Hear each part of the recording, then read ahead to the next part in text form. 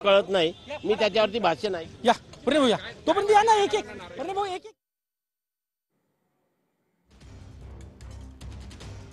विनायक डावरुंग आमचे प्रतिनिधी आपल्याला अपडेट देत आहेत.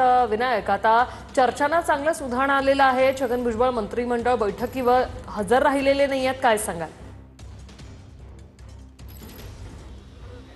बरोबर आहे ऋषाली, मंत्रिमंडळ बैठक होण्याआधीच छगन भुजबळ जे आहेत ते निघून गेलेले आपल्याला पाहायला मिळतात. असं वाटत होतं की मंत्रिमंडळ बैठकीत भूमिका जी आहे ते भुजबळ मांडतील, परंतु त्या जो बहिष्कार घातलाय तो बहिष्कार महाराष्ट्रातल्या ओबीसी भटक्या विमुक्त जाती जमातीच्या बांधवांनी अपील करावा.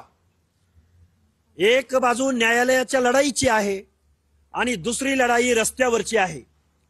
इथल्या मुख्यमंत्र्याला, इथल्या सत्ताधाऱ्यांना, इथल्या आमदार खासदारांना जर फक्त मराठ्यांची बाजू कळत असेल तर गावगाडीतल्या ओबीसीचं आरक्षण आज रोजी संपलेलं आहे. या बेकायदा जी आरला विरोध करावा. त्यांनी असं म्हणाले, अरे जी आर आहे ना, गव्हर्नमेंट रिझोल्युशन आहे.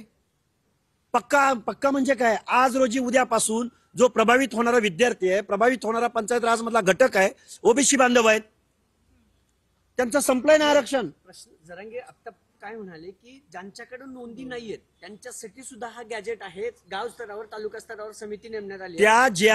त्या जी आर मध्ये असं म्हटलेलं आहे, ज्याच्याकडे नोंदी नाहीत पण गावामधील, कुळामधील, नात्यातील एका माणसाकडं जर असं सर्टिफिकेट असेल आणि त्याने ऍफिडेव्हिट दिलं तर त्या ऍफिडेव्हिटद्वारे त्याला ते सर्टिफिकेट मिळणार आहे.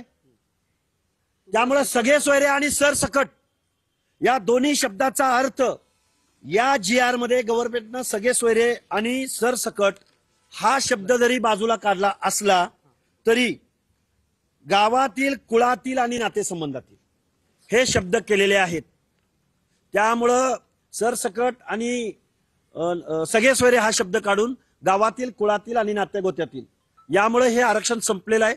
आणि आता हर एक माणूस आजपर्यंत टेबला खालून सर्टिफिकेट काढायचा, बेकायदा काढायचा, या जी आर द्वारे आता हर एक माणसाला सर्टिफिकेट काढता येणार आहे. तरी देखील काय तुमचे नेते असतील किंवा अभ्यासक असतील ते काय संभ्रम निर्माण करत आहेत, म्हणत आहेत की ओबीसीला कुठलाही धक्का लागलेला नाही. असं कोण म्हटलंय? त्यांना तो प्रश्न विचारला पाहिजे.